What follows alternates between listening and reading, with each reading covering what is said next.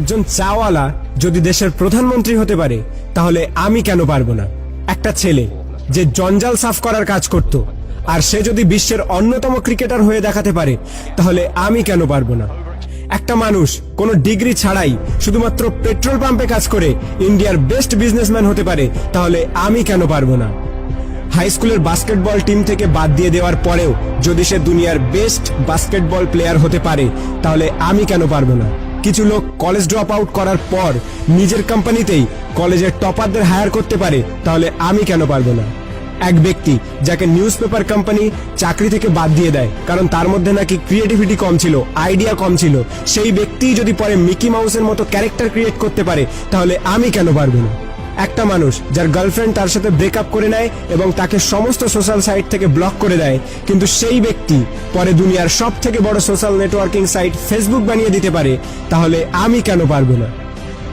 এক ব্যক্তি 999 বার ফেল হওয়ার পরেও হার না মেনে 1000 বারের মাথায় বাল্ব আবিষ্কার করতে পারে তাহলে আমি কেন পারবো না? দুবার বিজনেসে ফেল হওয়ার পরে ডিপ্রেশনে গিয়ে পরপর 8 বার ইলেকশনে হেরে গিয়ে 9 বারের মাথায় আমেরিকার প্রেসিডেন্ট হতে পারে তাহলে আমি কেন পারবো না? এক ব্যক্তি যাকে নিজের কোম্পানি থেকে তাড়িয়ে দেওয়ার পরেও যদি অ্যাপেলের মতো কোম্পানি গড়ে তুলতে পারে তাহলে আমি কেন পারবো না? একটা মেয়ে যে 9 বছর বয়সে সেক্সুয়ালি অ্যাবিউজড হওয়ার পরেও 10 বছর বয়সে প্রেগনেন্ট হওয়ার পরেও লোকাল টিভি শো থেকে বের করে দেওয়ার পরেও অস্কার জিততে পারে এবং কোটি কোটি টাকা ইনকাম করতে পারে তাহলে আমি কেন পারবো না? একটা জবলেস মেয়ে যার স্বামী তাকে ডিভোর্স দিয়ে দেয় এবং 3 বছরের বাচ্চাটিকে মানুষ করার দায়িত্বও তার উপরে চলে আসে, ডিপ্রেশনে যাওয়ার পরেও ওয়ার্ল্ডের সব থেকে বিখ্যাত নোভেল সিরিজ অর্থাৎ হ্যারি পটার লিখে ফেলে, যার ফলে সে কোটি কোটি টাকা ইনকাম করছে, তার একদিনের ইনকামে একটি ল্যাম্বরগিনি কেনা যাবে।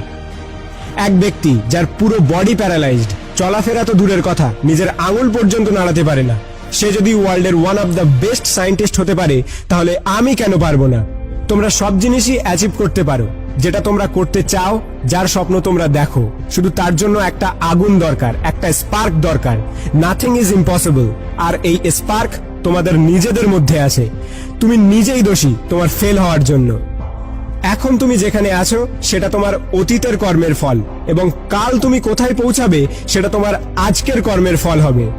আমার তরফ থেকে সবাইকে অল দ্য বেস্ট। যদি ভিডিওটি ভালো লাগে তাহলে লাইক করো, শেয়ার করো, আর তোমার মতামত কমেন্ট করে জানাও। আর যদি প্রথমবার আমার ভয়েস শুনে থাকো তাহলে প্লিজ চ্যানেলটিকে সাবস্ক্রাইব করো আর পজিটিভিটি দিয়ে নিজেকে ঘিরে রাখো।